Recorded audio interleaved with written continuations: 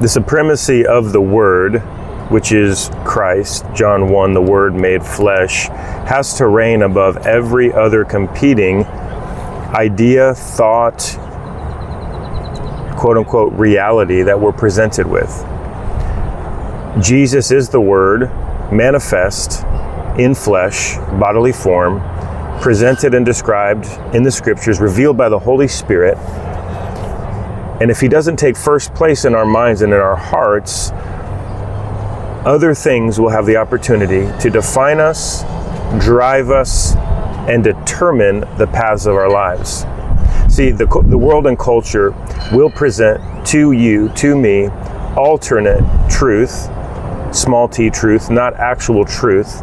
And we have to be willing to put all of that aside and say, I believe the Scriptures.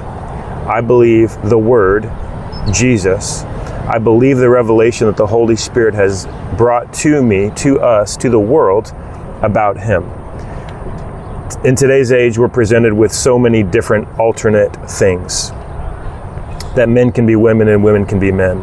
That it's okay and it's right to be gay, though that defies the design of God. And any time that we're willing to let even the smallest thing in to compete with truth, that becomes a doorway to let other things in to compete with the truth. It doesn't matter our affections, it doesn't matter our preferences or our comforts. The truth is unwavering. It doesn't move. We have to move to align with the truth.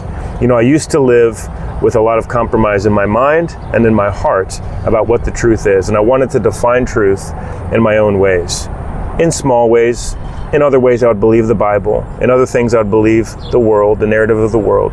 But my challenge to you today is believe what the Scriptures say. It's true. He is true. And He is the only source of actual, real truth. Everything else let it fall by the wayside. So today, recommit to the preeminence of Christ, the Word made flesh, in your heart and in your mind.